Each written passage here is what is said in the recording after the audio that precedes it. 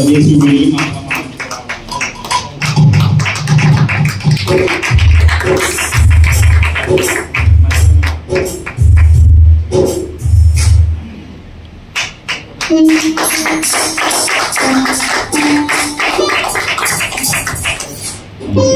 So Rohan కూడా పరిచయం దేవుడు చూపించారు సందర్శిస్తూ సమయంలో కార్యక్రమాన్ని జవాబుగా నడిపిస్తారు.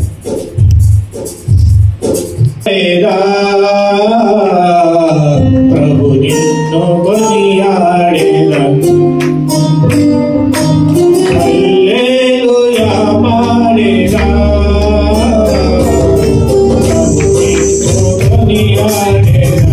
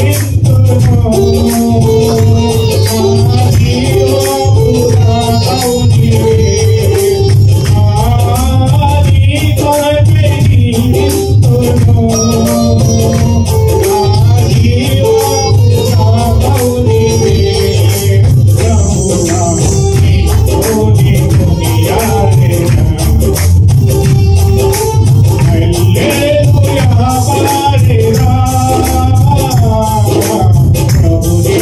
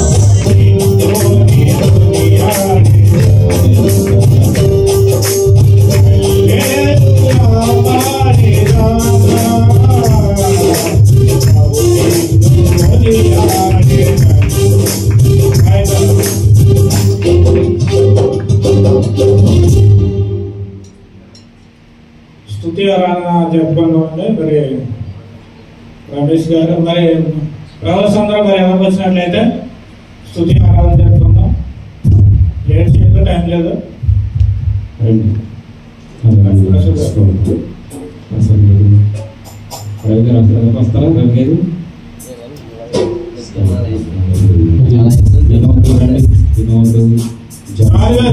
కూర్చోగా పైగా రైట్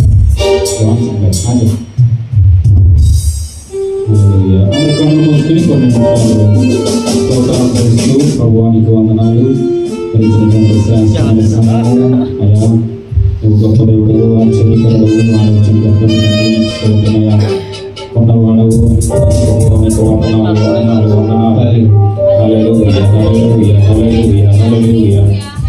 అందరూ కళ్ళు మూసుకుని కొన్ని నిమిషాలు దేవుడిచ్చినటువంటి చక్కటి సదవకాశాన్ని బట్టి దేవుడు నామమున ప్రార్థన చేద్దాం, లేక స్తుతులు చేద్దాం. హల్లెలూయా, హల్లెలూయా, హల్లెలూయా, హల్లెలూయా. రెండు చేతులు ఆకాశం వైపు చాపి నీవు ఉన్నవాడు అన్నవాడు ప్రభువా నీకు వందనాలు. ఆదివంతమైన దేవానికి స్తోత్రమయ్యా. అబ్రహాము, ఇస్సాకు, యాకోబుల దేవానికి వందనాలు. గొప్ప దేవుడు తండ్రి, మా కొరకు భూమి మీదకి వచ్చి ప్రభువా లోనైన ప్రభువా ప్రాణాన్ని అర్పించిన దేవానికి స్తోత్రమయ్యా. మా పాపములు తండ్రి, మా యొక్క శాపములనైనా భరించినటువంటి దేవానికి స్తోత్రం, నీకు స్తోత్రం, నీకు స్తోత్రమయ్యా. ఓ ప్రభువానికి వందనాలు. నేను స్తుతించుండగా ఆరాధించుండగా ప్రభువానికి స్తోత్రం తండ్రి. తప్పక ప్రభువానైనా ఈ మంచి సమయంలో మా మధ్యన ఆశనుడు గండి ప్రభువానికి వందనాలు. మా మధ్యన ఆశనుడు గండయ్యా నీకు స్తోత్రం, నీకు స్తోత్రం, నీకు స్తోత్రం ప్రభువా.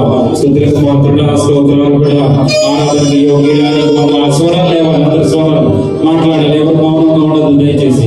హల్లెలూయా, హల్లెలూయా, హల్లెలూయా, హల్లెలూయా, హల్లెలూయా. నీకు స్తోత్రం పరిశుద్ధాత్మ, నీకు వందనాలు, వందనాలు, వందనాలు. ఎవరికి వారు స్తుతులు చేద్దాం.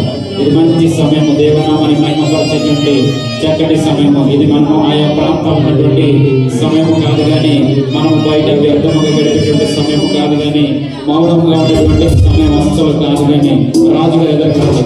హల్లెలూయా, హల్లెలూయా, హల్లెలూయా. నీకు స్తోత్రమయ్యా ప్రభువా, నీకు వందనాలు, వందనాలు, వందనాలు, వందనాలు, వందనాలు తండ్రి. మీ కృప వర్ధలింపచేయండి, వర్ధలింపచేయండి. తర్వాత రెండయ్యా స్తోత్రం ప్రభువా, నీకు వందనాలు.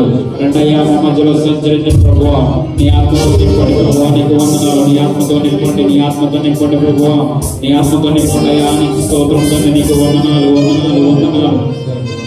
మహిమ ఘనతకు అర్హుడవు నీవే నా దైవము.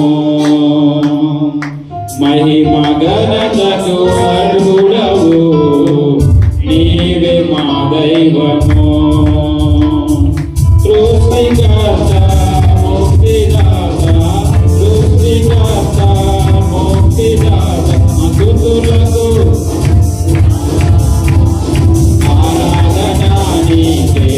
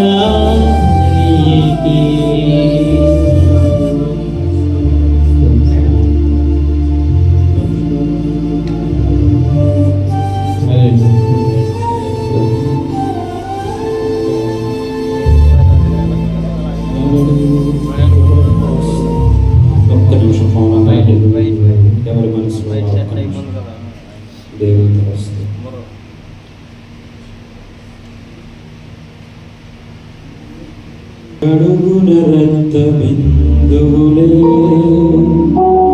అణువణువున కొరడ దెబ్బలే అడుగడుగున రక్త బిందువులే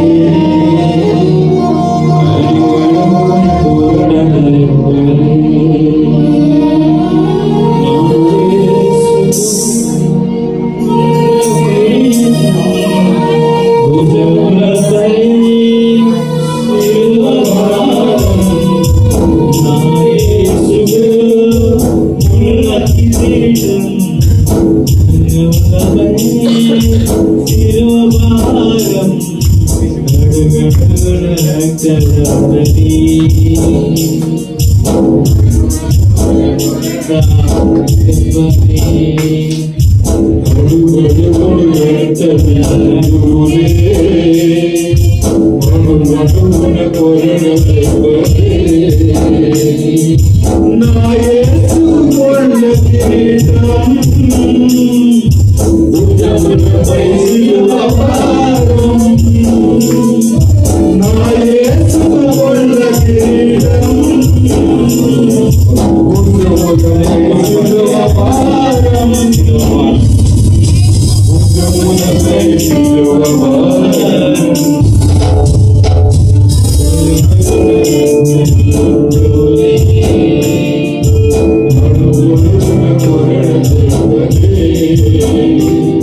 Oh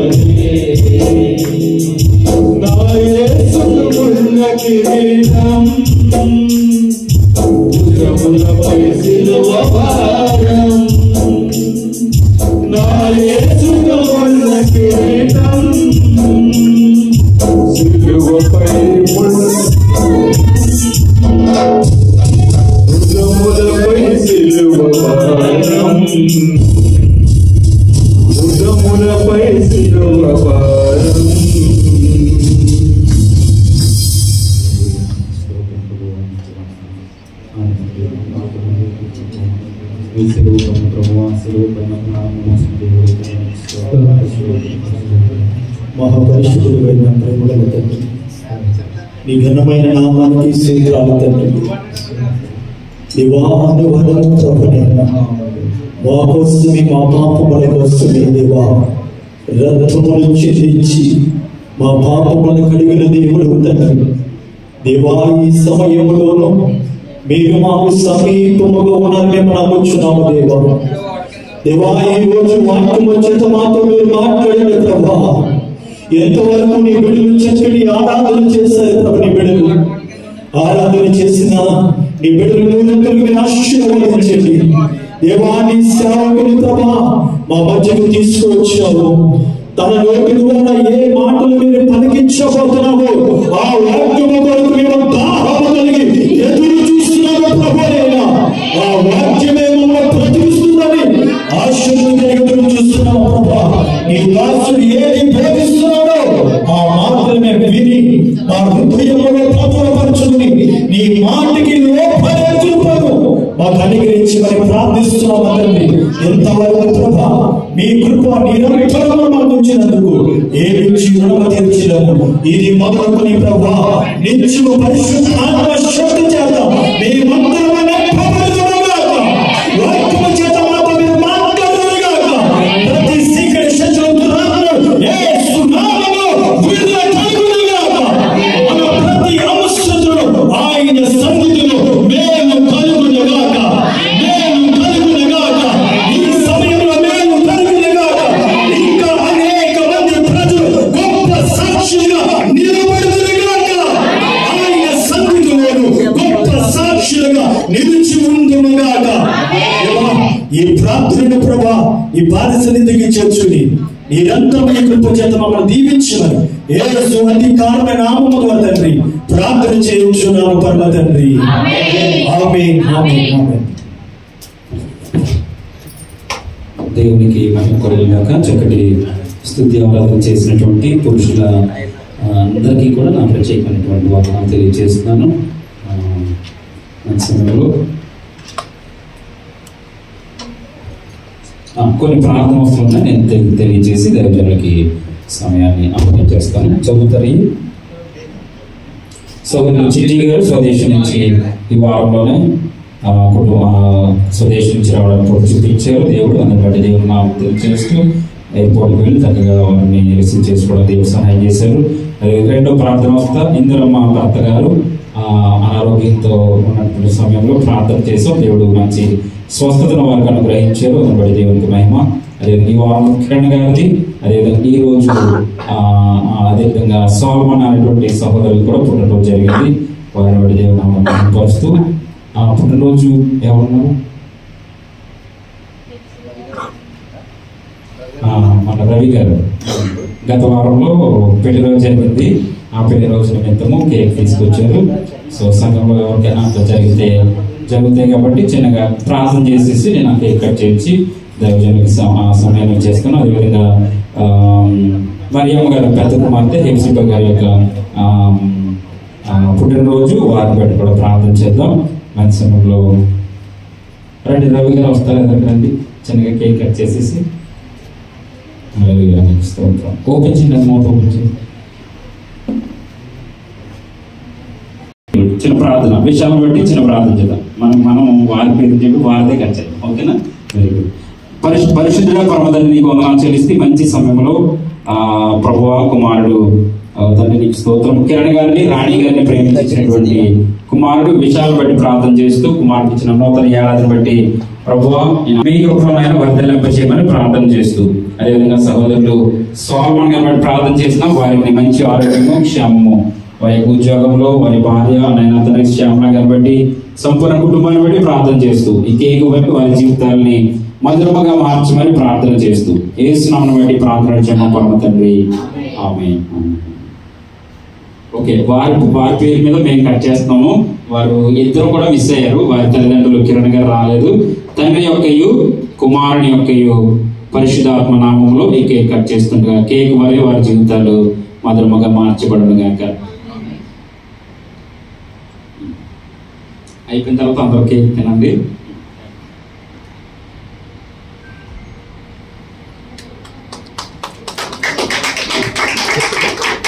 కూడా ఆయా సమయాల్లో మన మధ్యకు వచ్చి వాక్యాన్ని బోధించి మనలందరూ కూడా బలపరిచినటువంటి సహోదరులు అజిత్ పాల్ గారు వచ్చి మన సమయంలో వాక్యాన్ని బోధించాల్సిందిగా వారిని ఆహ్వానిస్తున్నారు. వారు వస్తుండగా చెప్పలు కొడుతున్నారు.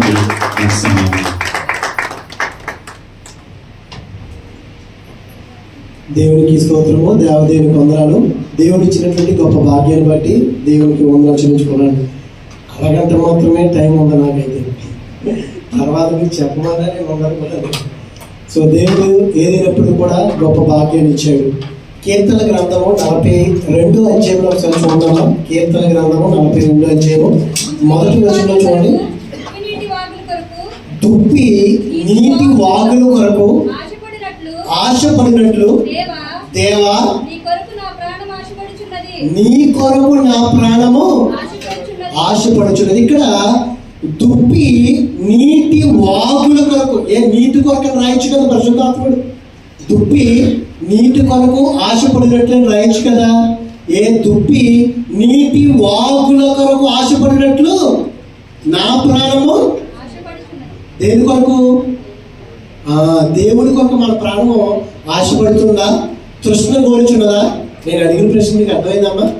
దుప్పి నీటి కొరకని రాయొచ్చు కదా. ఎందుకు వాగుల కొరకని రాయించాడు పరిశుద్ధాత్ముడు?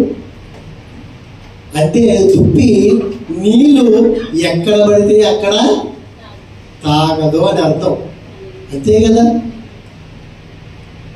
మనం కూడా చూడండి, కొంతమంది ఎక్కడ పడితే అక్కడ తినడం, ఎక్కడ పడితే అక్కడ తాగరు, వాళ్ళకు ఉన్నటువంటి సమస్యలు బట్టి. అలాగే దుప్పి కూడా నీటి వాగుల కొరకంట ఆశపడుతుందంటే అది వాగు నీరు ఎక్కడైతే కనుక ప్రవహిస్తుందో అక్కడ ఎక్కువగా నీళ్లు తాగుతుందంట. ఎక్కడ పడితే అక్కడ నీళ్లు తాగదంట. అంటే దుప్పి ఎంత పవిత్రంగా ఉంటుంది. దుప్పి గురించి చెప్పండి, ఒక వాక్యం ఉంది, అదైతే నాది ఈరోజు వాక్యం కాదు కానీ, అంటే ఈ దినాన మన ప్రాణము దేని కొరకు ఆశపడుతుంది, దేని కొరకు తృష్ణ కోరుచున్నది. దేవుడి కొరకు నిజంగా ఆశ కలిగి ఉన్నామా? దేవుడి కొరకు మనం నిజంగా తృష్ణ కోరుచున్నామా? ఇశ్రాయేల్ ప్రజల్ని దేవుడు ఐగుప్తు నుండి వారు మొర పెట్టుకున్నారు, కన్నీరు విడిచారు. ప్రభువా, ఈ యొక్క ఐగుప్తు బానిసత్వం నుండి మాకు విడుదల కలిగించు ప్రభువా అని వారు ప్రాధేయపడ్డారు. దేవుడు గొప్ప దేవుడు కదండి. చూడండి, కొంతమంది తల్లిదండ్రులు బిడ్డను ఏడిస్తే చాలు, డాడీ నాకు ఇది కావాలి, మమ్మీ నాకు ఇది కావాలంటే పాపం అరే నా బిడ్డవాడే కదా, కాసేపు ఏడ్చినా సరే ఇచ్చేస్తారు, ఏదో కొని ఇచ్చేస్తా ఉంటారు. దేవుడు కూడా ప్రేమ స్వరూపి, ఆయన కరిగిపోతాడండి. కానీ మనమే కరగం. మన హృదయాలు ఎలా ఉన్నాయంట? ఎలా ఉన్నాయంటే మన హృదయాలు అమ్మా కఠినంగా ఉన్నా పర్వాలేదు, రాళ్ళగా ఉన్నాయంటే మన హృదయాలు. రాళ్ళు. కానీ మనం దేవుణ్ణి అడగాలి, మాంసపు హృదయం నాకు దయచేయండి ప్రభువా. ఐగుప్తు నుండి ఇశ్రాయేలు ప్రజలను నడిపిస్తున్నటువంటి సమయంలో వారి ఎదుట ఏమంటూ వచ్చిందమ్మా? ఎర్ర సముద్రం అడ్డు వచ్చిందండి. ఎర్ర సముద్రము అడ్డు వచ్చినటువంటి సమయంలో వారు దేవునికి ప్రార్థన చేశారు. మోషే గారు ప్రార్థన చేశారు. అక్కడ సముద్రము పాయలు అయింది. అది దాటిన వెంటనే నిర్గమకాండం అనుకుంటారు 15వ అధ్యాయము 16వ అధ్యాయంలో ఒక పాటనే పాడేశారండి వారు. ఏం పాడేశారు? వారు ఒక పాటను పాడేసి దేవుని యొక్క గొప్పతనం ఏంటో వారు అక్కడ వివరించారు. దేవుని యొక్క నామాన్ని స్తుతించారు. అమ్మో దేవుడు అతి భయంకరుడు అని ఇవన్నీ కూడా పాడుకుంటూ వచ్చారు. అలాగే వస్తున్నటువంటి సమయంలో కూడా శూరు అరణ్యానికి వచ్చేటప్పటికి 3 దినములు ప్రయాణం చేశారు. వారికి ఏమైందమ్మా? దాహమైంది. నీళ్ళు ఎలా ఉన్నాయి? చేదుగా ఉన్నాయి. చేదుగా ఉంటే అక్కడ దేవుడు గొప్ప కార్యం చేశాడు. అక్కడ ఆ ప్రాంతానికి ఏమని పేరు పెట్టారు? ఏమని పేరు పెట్టారమ్మా? సమయం లేదు. ఏం పేరు పెట్టారు? నీళ్లు చేదుగా ఉన్నటువంటి నీళ్లు చక్కగా తీయగా మారని పేరు పెట్టారు. అంటే దేవుడు ఇశ్రాయేలు పట్ల ఎన్నో గొప్ప కార్యాలు చేస్తున్నారు. కానీ ఇశ్రాయేలు ప్రజలు ప్రతి క్షణం కూడా మర్చిపోతున్నారు. దేవుని యొక్క గొప్పతనాన్ని వారు గుర్తిరగకుండా వారు ఉన్నారు. మాటి మాటికి వారు ఏం చేస్తున్నారు? సరుగుతూ ఉన్నారండి. సరుగుతున్నారు. దుప్పి నీటి వాగుల వరకు ఆశపడుతుందంట. మనం కూడా కొన్ని విషయాల్లో ఆశపడతాం కదండి. ఆశ ఉండటం మంచిదా చెడ్డదా? అంటే ఆశ, దానికి మరి పర్యాయపదం కోరిక. మనకి కోరికలు ఉండటం మంచిదా చెడ్డదా? మంచిదే. కోరికలు ఉండాలి, ఆశ ఉండాలి. కానీ మనకేముంటుంది? అత్యాశ, దురాశ. చిన్నప్పుడు చదువుకున్నాం మనం 2వ తరగతి 3వ తరగతిలో. దురాశ దుఃఖానికి చేటు. అయితే ఈ దినాన ఒకే ఒక ప్రాంతం మీకు చూపిస్తాను. నేనైతే ఏం చెప్పలేను, టైం లేదు కాబట్టి. ఒక ప్రాంతాన్ని చూపిస్తాను. మీరు ఇంటికి వెళ్ళిన తర్వాత ఆ ప్రాంతం అంతటి గురించి మీరు చదువుకోండి. ఆ ప్రాంతం కనుక ఒకవేళ నాలో ఉంటే నేను ఏం చెయ్యాలి? మనం చూడండి, కొన్ని స్థలానికి వెళ్తాం. మనం పరిశుద్ధమైనటువంటి స్థలానికి వెళ్తాం. యెరూషలేముకి వెళ్తాం. పవిత్రమైనటువంటి పరిశుద్ధమైన స్థలం అని. అమ్మో నేను కూడా పవిత్రంగా ఉండాలి ప్రభా, ఇదిగో నీ పరిశుద్ధమైనటువంటి ఆవరణకి నేను వస్తున్నాను, నేను కూడా అట్టి రీతిగా నేను ఉండాలి ప్రభా అని మనం దేవుడిని కోరుకుంటూ ఉంటాం. అయితే ఇశ్రాయేలు ప్రజలు దేవుడు ఎన్ని చేసినా సరే వారి జీవితంలో సనుకుంటారు ఉన్నారు. వారిలో దురాశ వచ్చేసింది. మనం కూడా దేవుడు చూస్తూ ఉంటాడండి. పక్కన అందుకే మన కొరకు సొంకరిని పరిచయం కూడా ప్రార్థన చేసుకోండి. మన కళ్ళ ముందు పెట్టాడండి దేవుడు. ఇతను ఏం చేస్తున్నాడు? ప్రభువా నేను వారానికి 2 సార్లు ఉపవాసం ఉంటున్నాను, నేను దశ భాగమిస్తున్నాను, ఇదిగో నేను ఈ సొంకరి వల్ల నేను ఉండలేదు. అసలు ప్రార్థన చేస్తే ఒక అందం ఉండాలి. అడిగేది మనం ఒక అందంగా అడగాలండి దేవుడు. కానీ వీరు అడుగుతున్నారు. అసలు ఏం అడుగుతున్నారు? అసలు ఎందుకోసం ఏడుస్తున్నారో? మనం కూడా ఏడుస్తూ ఉంటాం కదండి. ఎందుకోసం ఏడుస్తామో మనకి తెలీదు. వీరు కూడా అట్టి రీతిగానే ఏడుస్తున్నారు. దేనికోసం చూద్దాం. సంఖ్యాకాండం తీద్దాం ఒకసారి. అంటే ఇశ్రాయేలు ప్రజలు ఈ యొక్క ఐగుప్తు నుంచి వస్తున్నటువంటి సమయంలో ఎర్ర సముద్రము దాటారు. అనేటువంటి మజిలీలు, అనేటువంటి ప్రాంతాన్ని వారు దాటుకుంటూ వస్తున్నారు. ఒక ప్రాంతానికి వచ్చారు. సంఖ్యాకాండము 33వ అధ్యాయము 16వ వచనం చూడమా. సీనాయి అరణ్యము నుండి బయలుదేరి చదువుకుని అట్లే చూసామంటే కిబ్రోతు హత్తావలో వారు దిగారంటే ఎక్కడికి వచ్చారు? వాళ్ళు కిబ్రోతు హత్తావలోకి వారు వచ్చారు. వారు అక్కడికి వచ్చినప్పుడు చూడండి ఏం చేశారు? ఎందుకు పరిశుద్ధాత్ముడు ఈ వాక్యాన్ని రాయిపించాడో. మనం కూడా దేవుని యొక్క సన్నిధిలోకి ఎందుకు వచ్చామో? ప్రభువా నాకు ఈ దినాన ఈ సమయంలో నాకు ఏదో పాఠం నేర్పబోతున్నావు ప్రభువా. వారు కిబ్రోతు హత్తావాకు వచ్చారంట. చూడండి సంఖ్యాకాండంలోనే 11వ అధ్యాయము చూడమ్మా. సంఖ్యాకాండం 11వ అధ్యాయము, సంఖ్యాకాండము 11వ అధ్యాయము 4వ వచనం చూడండి. వారి మధ్యనున్న మిశ్రిత జనము మాంసాపేక్ష అధికముగా కనపరచగా ఇశ్రాయేలును మరలా ఏడ్చారండి. ఎందుకు ఏడ్చారండి? మిశ్రిత జనం అంట మాంసాపేక్ష. పరిశుద్ధాత్ముడు రాయించాడు ధనాపేక్ష వల్ల తమ కళ్ళను తామే పొడుచుకుని విశ్వాస జీవితం నుండి వారు వేరైపోయారంట, తొలగిపోయారంట. కానీ మనం ధనాపేక్ష కలిగి ఉండకూడదు. ఇంకొక ఇద్దరు ఉన్నారండి సేవకుని యొక్క కుమారులు. మాంసాపేక్ష ఎన్ని వేల సార్లు వినుంటారో ఈ సేవకుడి యొక్క బిడ్డల గురించి. ఎవరమ్మా సేవకుడు కుమారులు? ఏలీ కుమారులు ఎవరు? హోఫ్ని, ఫినహాసు. వీరంతా పచ్చి మాంసమే కావాలి వీరికి. ఉడకబెట్టినటువంటి మాంసము అవసరం లేదు. పచ్చి మాంసం అయితే తినేస్తారు అనుకుంటే అవసరం అయితే. కొంతమంది చూడండి ముక్క లేకపోతే ముద్ద దిగదు. మనకి ముక్క ఉండాలి. వాక్యం లేకపోయినా పర్వాలేదు. సంఘంలో ఇదిగో శారీరక ఆహారం మాత్రం ఇవ్వలేదా వచ్చి వారించి నేను రాను. ఇలా శబ్దాలు చేసుకుంటారమ్మా, అలా చేసుకోకూడదమ్మా. మనం ఎప్పుడు కూడా దేవుడికే ఏదైనా సరే ఆహారం కాదు, బయట పనులు కాదు, మొట్టమొదటిగా దేవుడికి మనము సమయాన్ని ఇవ్వాలి. మనము ప్రభు అని అంటున్నారు. ఒక వ్యక్తిని నన్ను నువ్వు వెంబడించు అని అంటే, ఇదిగో ప్రభువా, ఇదిగో నా తండ్రి చనిపోయాడు, నేను పాతి పెట్టుకుని మొదట నేను పాతి పెట్టుకుని ఎందుకు మనం ఆస్వాదించబడము లేదు ఆస్వాదించబడలేకపోతున్నామో తెలుసమ్మా. మొట్టమొదటి స్థానాన్ని దేవుడికి మనం ఇవ్వాలి. మొదట అనే మాట దేవుడికే చెందాలి తప్ప నా పనులు నేను చూసుకుని వచ్చి తర్వాత దేవుని సన్నిధిలోకి వస్తాను అని మాట రాకూడదు. మాటే కాదు క్రియలు కూడా మనం చేయకూడదు. మొట్టమొదటి స్థానము దేవునికి ఇవ్వాలి. మనము మనకి ఎన్ని పనులు ఉన్నా సరే ప్రభువా నీ సన్నిధిలో నేను నిత్యము ఉండినట్లుగా నేను నా కుటుంబముని అట్టి రీతిగా నీవు ఆశీర్వదించు ప్రభువా. అదే మనం అడగవలసింది. ప్రభువా నీ సన్నిధిలో నేను ఉండాలి. ఎక్కువ సమయం నేను గడపను ప్రభువా, బయట కాదు. ఇదిగో నేను బయటికి వెళ్తే ఏమి చూస్తానో ఏమి మాట్లాడతానో నాకు తెలియదు ప్రభువా. మొట్టమొదటిగా మనం దేవునికి సమయాన్ని ఇవ్వాలి. ఇక్కడ చూసుకున్నట్లయితే ఇశ్రాయేలు ప్రజలు మిశ్రిత జనమైనటువంటి వారితో పాటు కూడా ఇశ్రాయేలు ప్రజలు ఏమైపోతున్నారండి?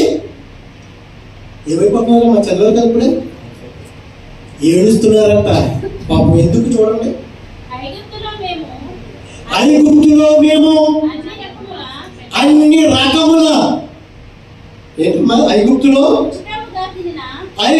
మేము ఉచితంగా తినిన చేపలను, కీరకాయలను, దోసకాయలను, కూరాకులను, ఉల్లిపాయలను, తెల్లగడ్డలను జ్ఞాపకములకు.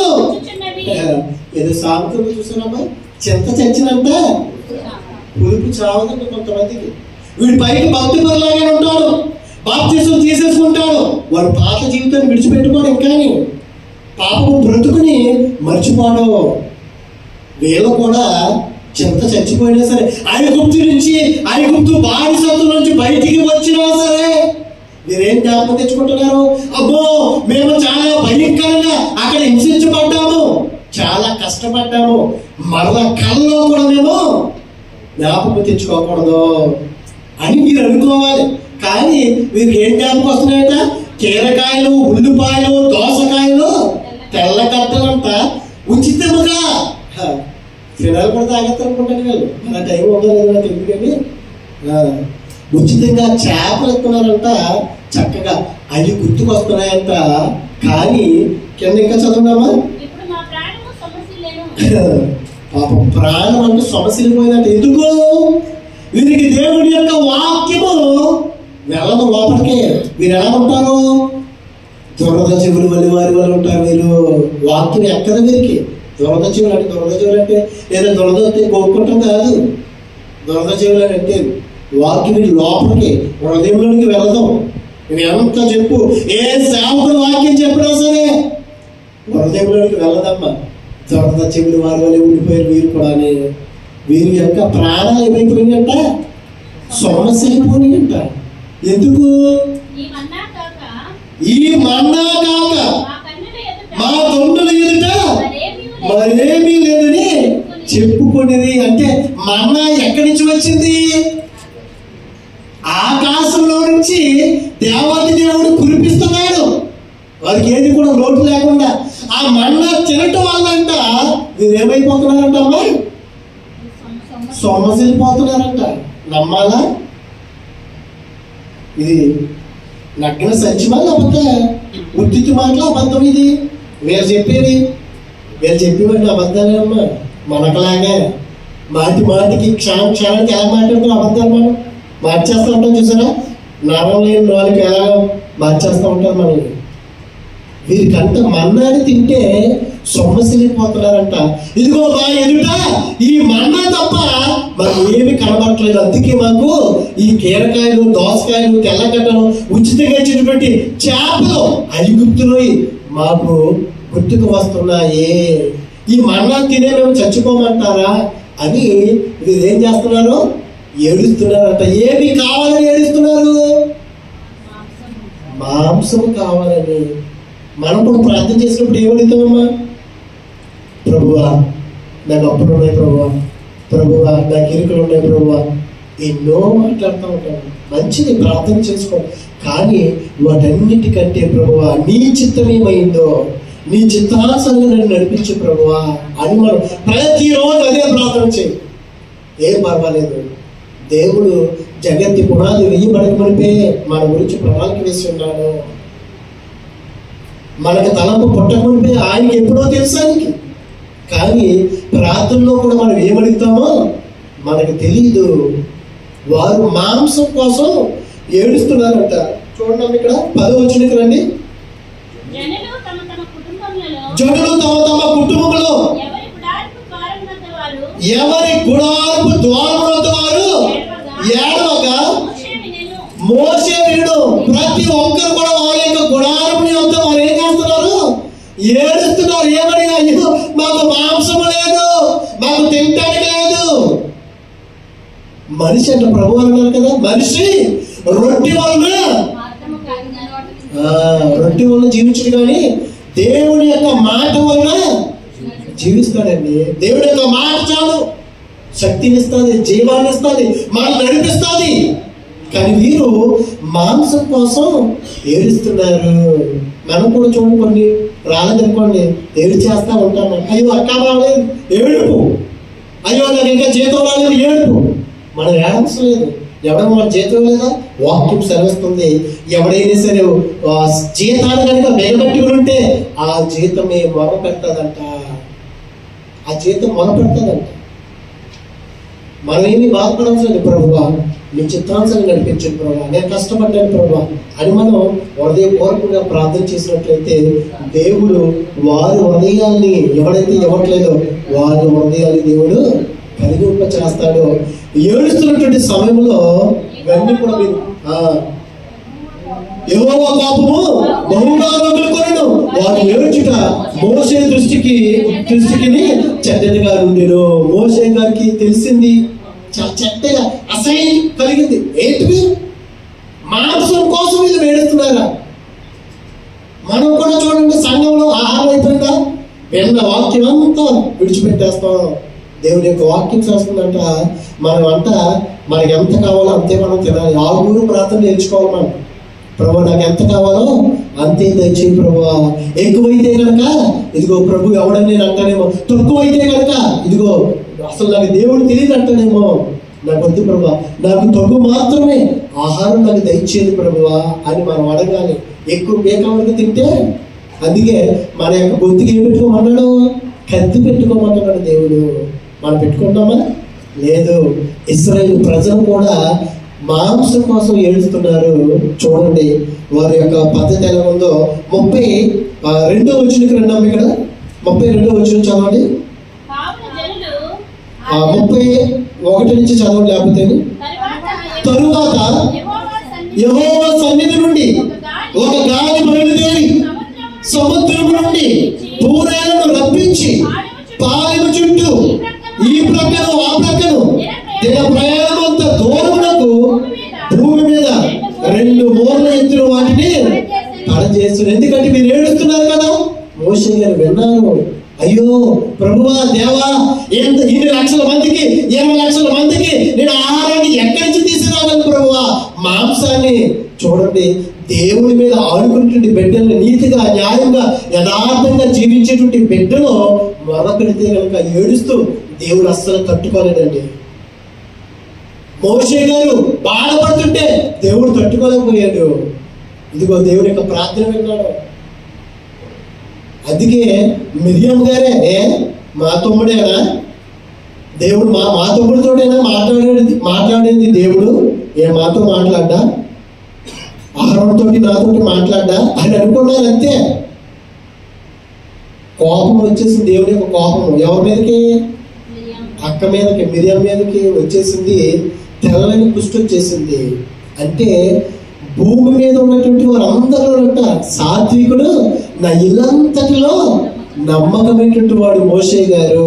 చూసారా, సొంత వారైనా సరే మోషే గారి గురించి ఒక్క మాట సరే దేవుడు తట్టుకోలేడు. తన బిడ్డల గురించి యథార్థంగా ప్రవర్తిస్తే, వారు ప్రార్థన చేస్తే చాలు. మోషే గారు ప్రార్థన చేశారు, పూరేలను కురిపించాడు.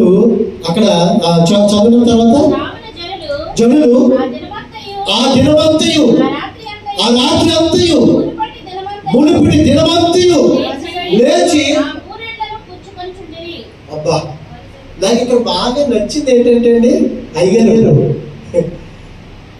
నాకు ఇక్కడ బాగా నచ్చింది ఏంటంటే ఈ వాక్యంలోను, కావున జనులు ఆ దినమంతయు ఆ రాత్రి అంతయు, ఆ దినమంతు ఆ రాత్రి మరుసటి దినమంతా కూడా లేచి ఆ పూరేలు అంటే ఒక పక్షి జాతి, అది వాటిని కూర్చుకుంటే వాళ్ళకి సరిపోయిందంట. 1 రోజు 2 రోజులు 3 రోజులు. అంటే దేవుడు అవసరం లేదండి, డబ్బు ఉంటే చాలు, ఆహారం ఉంటే చాలు, బయట తిరిగితే సరిపోతుంది. వీరు కూడా ఏం చేస్తున్నారు, రాత్రి అనక పగలనకుండా ఆ మనుషుని దినమంతా కూడా వాటిని సమకూర్చుకుంటున్నారంట. సమకూర్చుకొని తమ కొరకు పాలెము చుట్టూ వాటిని పరిచిరి. ఆ మాంసము ఇంకా వారి పండ్ల సందుల నుండగానే, చూడండి ఇక్కడ మాంసం అంట పండ్ల సంది కంటే దంతాలు ఇంకా వెళ్ళలేదు, నోట్లో పెట్టుకున్నారు. మాంసం కింద ఇలా నోట్లో పెట్టుకున్నారండి. ఈ లోపల ఎవరి యొక్క కోపం వచ్చేసింది? దేవుని యొక్క కోపము జనుల మీదకి వచ్చేసిందండి. ఎందుకు? దేవునికి విరోధముగా, ఆయాసకరముగా. అందుకే ఐగుప్తు నుండి 20 లక్షల మంది ప్రయాణమయ్యారు కదండి. అందులో అనేక మంది దేవునికి ఇష్టముగా లేకపోయారు కనుక వారందరూ కూడా ఏమైపోయారు? నశించిపోయారు. ఈ దినాలు మనందరం కూడా దేవునికి ఇష్టలుగా ఉంటున్నామా, లేకపోతే దేవునికి విరోధంగా జీవిస్తున్నామా? అయ్యో ప్రభువా, నేను ఈ సన్నిధిలోకి వచ్చేస్తున్నాను కదా ప్రభువా, నీకు ఇష్టమేనేమో, పాటలు పాడేస్తున్నానేమో, వాక్యాన్ని బోధిస్తున్నానేమో, లేకపోతే దశమ భాగాలు కానుకలు ఇచ్చేస్తున్నానేమో అని మీరు అనుకుంటున్నారేమో. పొరపాటు ప్రియ సోదరి సోదరులారా, దేవునికి కావాల్సింది హృదయము. నీ హృదయం కనుక శుభ్రత కలిగి, శుద్ధీకరణ కలిగి, పాపాన్ని విడిచిపెట్టి పాపాన్ని కనుక మనం అసహించుకున్నట్లయితే, పాపానికి మనం దూరంగా ఉండి ఇదిగో నీతిగా మనం జీవించినట్లయితే దేవునికి కావాల్సింది మన హృదయం. నువ్వు కానుక ఇవ్వలేదా? నీకు లేదు, ఇవ్వలేదా? ఏం పర్వాలేదు. నువ్వు బట్టలు సరిగ్గా లేవా, కొత్త బట్టలు లేవా, లేకపోతే ఉన్న బట్టలతో వచ్చేసావు, ఏం పర్వాలేదు. నువ్వు మంచి బట్టలతో రావాలి, కొత్తవి ధరించుకోవాలి, సెంటు కొట్టుకుని రావాలి, ఏమీ లేదమ్మా.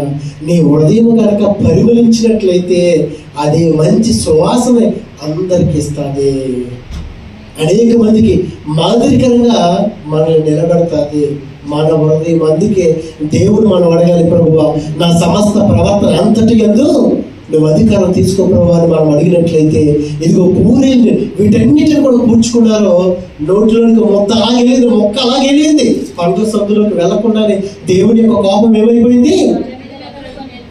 వారి మీద రగులుకున్నదంట. రగులుకొని యెహోవా తెగులు చేత వారిని బహుగా బాధించెను. మాంసాపేక్ష గల వారిని జనులు అక్కడ పాతి పెట్టబడినందున. అదండి, ఇక్కడ అనేక మంది చనిపోయారు. ఎందుకు? మాంసాపేక్ష కలిగి ఉన్నారు. దేవుడి యొక్క వాక్యం మీద వీరికి శ్రద్ధ లేదు. అందుకే మీకు కూడా చాలాసార్లు చెప్పినట్టుకున్నాను, లేకపోతే మీరే వినుండొచ్చు. యాకోబు గారు కుమారుడైనటువంటి ఆషేరు వద్ద రాజును భుజించేటువంటి ఏమున్నదండి? రాజును భుజించేటువంటి ఆహారం ఉన్నదంటండి. రాజుల దగ్గర ఎటువంటి ఆహారం ఉంటుందమ్మా? ముషక్కలు అమ్మా, లేకపోతే ఇంకేంటయ్యి? కబూసులు ఇవి ఉంటాయా? ఉండొచ్చేమో, కానీ శ్రేష్టమైనటువంటి ఆహారము అది. ఆ వాక్యం చదువుదాం, సమయం అయిపోయింది. చూడండి, ద్వితీయోపదేశ కాండంలో ఉంటుంది. అక్కడ ద్వితీయోపదేశ కాండంలో ద్వితీయోపదేశ కాండంలో 24వ వచనం చూద్దాం ఒకసారి. ద్వితీయోపదేశ కాండం 33వ అధ్యాయం 24వ వచనంలో 33-24 చూడండి. అక్కడ ఆషేరు గురించి ఇట్లా, నేను ఆషేరు తన సహోదరుల కంటే ఎక్కువగా ఆశీర్వదింపబడిను. ఎక్కువగా ఎవరు ఆశీర్వదింపబడ్డారంట? ఆషేరు ఆస్వాదించబడ్డాడు. ఇంకొక వేరే చోట ఎక్కడ ఉంటారు దినవృత్తాంతంలో, నేను మర్చిపోయాను. కానీ ఆషేరు వద్ద రాజులు భుజించేటువంటి ఆహారం కాదంట. ఈ దినాన మనం ఎటువంటి ఆహారాన్ని మనం భుజిస్తున్నాము అంటే, ఆషేరు వద్ద రాజులు భుజించేటువంటి ఆహారం ఉన్నదంటే మనం ఈ లోకానుసరమైన ఆహారం అని అనుకోవద్దమ్మా. ఆత్మీయ ఆహారం ఉన్నది. మనం ఎటువంటి ఆహారాన్ని మనం భుజిస్తున్నామో, వాక్యం కూడా ఏది మనం వింటున్నామో, సత్యం వాక్యాన్ని మనం వింటున్నామా అని మనం గ్రహించుకోవాలి. లేకపోతే దుర్బోధ మనం వింటున్నామా మనం గ్రహించుకోవాలి. ఇదిగో ఆషేరు వద్ద రాజులు భుజించేటువంటి శ్రేష్టమైనటువంటి ఆహారం ఉన్నది. ఈ దినాల్లో మన సంఘాల్లో శ్రేష్టమైనటువంటి ఆహారం ఉంటుందమ్మా. మనం ప్రార్థన చేయాలి, ప్రభువా నీ శ్రేష్టమైనటువంటి ఆత్మీయ ఆహారాన్ని నేను తినాలి ప్రభువా ఈ దినాన్ని అని మనం దేవుని అడగాలి. ఇక్కడ మీరు చూసుకున్నట్లయితే దేవుని యొక్క కోపము రగులుకుంది. వారందరినీ కూడా అక్కడ ఏం చేశారంటమ్మా? పాతి పెట్టబడ్డారు. ఆ స్థలంలోకి కిబ్రోతు హత్తావా. అక్కడ ఏముందమ్మా? అది ఏముందమ్మా? కిబ్రోతు అనగా ఏంటి? దురాశ. వాక్యం ఇప్పుడు స్టార్ట్ అయింది కదని చెప్పాలంటే, వాక్యం ఇప్పుడే ప్రారంభమైంది. ఒక వచనం చెప్పాను మీకు, ఎందుకని ఇదే వాక్యం ఇప్పుడే ప్రారంభమైంది. మనకి ఏం ఉండకూడదంట? ఆ కిబ్రోతు కనుక మనం మన జీవితంలో మనలో ఉండినట్లయితే, హత్తావా అంటే సమాధి. వాడిని కిబ్రోతు హత్తావలో చేశారు, పాతి పెట్టేశారంటే. కిబ్రోతు అంటే దురాశ, హత్తావ అంటే సమాధి. దురాశను మనం ఏం చేయాలి? సమాధి చేసేసుకోవాలి మనలో. అందుకే కీర్తన గ్రంథం 131వ అధ్యాయంలో చూడండి, మనం అంట అందరి వాటి ఉందంట మనం ఏమొచ్చకూడదు? మనసు ఉంచకూడదంట. చూడండి కీర్తన 131వ అధ్యాయంలో కింద చదవండమ్మా. కింద నాకు అక్కడ చదువు. నాకు అందని వాటైందైనను గొప్ప వాటైందైనను నేను అభ్యాసం చేసుకోవట్లేదు. మనం అంటే ఎప్పుడు కూడా అందరి వాటి కొరకు గొప్ప వాటి కొరకు మనము ఏం కలిగి ఉండకూడదంట? అభ్యాసం చేయకూడదు, ఆశ పడకూడదు. మనం ఇప్పుడు కూడా అందరి వాటికే గొప్ప వాటికి మనం ఏం చేస్తాము? మనం ఎక్కియాలనుకుంటూ ఉంటాం. కానీ ప్రభువుని అడగాలి, ప్రభువా అందరి వాటి గురించి, ఇదిగో గొప్ప వాటి గురించి కాదయ్యా ప్రభువా, ఇదిగో నాలో ఒకవేళ దురాశ ఉండినట్లయితే. యాకోబు రాసిన పత్రికలో 1:15 ఉంది. దురాశ అంటే ఏం చేస్తుంది? గర్భాన్ని ధరించి పాపం ఏమవుతుందంట? పరిపక్వం చెందుతాదంట. అది చదవండి ఒకసారి. దురాశ గర్భాన్ని ధరించి చదవండి 1వ అధ్యాయము యాకోబు రాసిన పత్రిక 1వ అధ్యాయము 10వ వచనంలో చూస్తే 15వ వచనంలో చూడమ్మా. దురాశ గర్భమును ధరించి పాపమును కనగా పాపము పరిపక్వమై మరణము కలును. అంటే మనము ఏముండకూడదు, దురాశ ఉండకూడదు. మనం చూడండి ఎంత తినేస్తారు చూడండి, కొంతమంది తీసుకురా పేకల వరకు వచ్చేయాలి వాడికి, తిన్నా సరే మాంసం ఇంకా అంటాడు. కొంతమందికి ఆశకి ఉంటుందమ్మా, డబ్బులు సంపాదించారు ధనికులు, అయినా సరే ఇంకా సంపాదించేయాలి. చివరికి వచ్చేటప్పుడు ఏంటో తెలుసేమో, వాడు తినడం ఎదుటోడికి పెట్టడం, లోబైపోతారు, వాక్యాన్ని బోధిస్తారు, దేవుడు ఆరాధిస్తారు, కానీ వాళ్ళు తినడం ఎదుటోడికి పెట్టడం. ఎందుకు? షుగర్ వచ్చేస్తుంది, ఏదో జబ్బు వచ్చేస్తుంది, తినలేడు పాపం, ఎదుటోడికి పెట్టాలని మనసు ఉండదు. మనం ఎప్పుడు కూడా ఆశ కలిగి ఉండాలి, ఒక ఆశ ఉండాలి. ప్రభువా నీ వాక్యం ద్వారా నా హృదయాన్ని తృప్తిపరచండి ప్రభువా, నీ వాక్యం ద్వారా ప్రభువా నా కుటుంబాన్ని మీరు కట్టండి ప్రభువా అని మనం అడిగినట్లయితే కనుక దేవుడు మన హృదయాన్ని తృప్తిపరుస్తాడు. ఆశ గల ప్రాణాన్ని తృప్తిపరచుడు గొప్ప దేవుడు. వీరికి ఏమి తిన్నా సరే అనుగుప్తే గుర్తుకొచ్చేస్తుంది.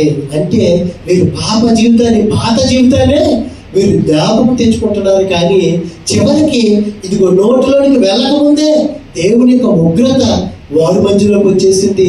కిబ్రోతు హత్తావలో ఇదిగో దురాశ కలిగి ఉన్నారు కనుక ఇదిగో ఆ దురాశల చేత వారు సమాధి చేయబడ్డారు. అందరి వాటి కొరకైనా సరే మనము, గొప్ప వాటి కొరకైనా సరే మనము పరుగులు పెట్టకూడదు, అభ్యాసించకూడదు. దేవుని వాక్యం సొంత. అందుకే చివరిగా మీరు ఇంటికి వెళ్ళిన తర్వాత చదవడమ్మా. ఆ కాలం కూడా చూస్తే దేవుడు చెప్పాడు, సంపితమైనటువంటి దానిలో దేన్ని కూడా మీరు ముట్టుకోవద్దు అని దేవుడు ఆజ్ఞాపించాడు, యెహోషువకి ఆజ్ఞాపించాడు. అయితే హాయి చిన్నదే కదా అని అనుకున్నారు, వెళ్ళారు, ఓడిపోయారు. అయ్యో ప్రభా మేము ఓడిపోయామేంటి ప్రభా అని బట్టలు చింపుకొని దేవుని యొక్క సన్నిధిలో యెహోషువ గారు గోజాడారు. కానీ అప్పుడు దేవుడు మాట్లాడుతున్నాడు, ఇదిగో మీలో ఒకడు శపింపబడినటువంటి దానిలో ఇదిగో కొన్ని తీసుకున్నాడు అన్నప్పుడు మొత్తం మీద 12 గోత్రాలు అందరినీ కూడా ఎదుటి పెట్టినప్పుడు అందులో ఏ గోత్రం పట్టుబడబడిందమ్మా? యేసుక్రీస్తు ఏ గోత్రం నుంచి వచ్చాడు? యోధా గోత్రంలో ఉన్నటువంటి ఒక అతను జబ్ది మనువుడును కర్మి కుమారుడైనటువంటి ఆకాను పట్టుబడ్డాడు. ఏం చేశాడంట? చూచాడంట. చూసి ఆశించి సీనాయి వస్త్రాన్ని బంగారాన్ని ఏం చేశాడు? తెచ్చుకుని గుడారం కింద పెట్టుకున్నాడు. చివరికి ఏమైపోయాడు? తన ఒక్కడే కాదు, తనతో పాటు తన కుటుంబీకులు అందరూ కూడా రాళ్ళతో కొట్టి చంపేసి మన అగ్ని చేత కాల్చబడ్డారు. అంటే ఆశ దురాశ కలిగి ఉన్నాడు. దేవుడు ముట్టుకోవద్దన్నాడు. ఇదిగో ఆ ఇశ్రాయేలు పరిపాలిస్తుంటే రాజు అయినటువంటి అహాబు రాజు కూడా, ఆ రాజుకి ఏం తక్కువ ఉంటుంది చెప్పండి? రాజుకి ఏమైనా తక్కువ ఉంటుందా? ఏమి తక్కువ ఉండదు.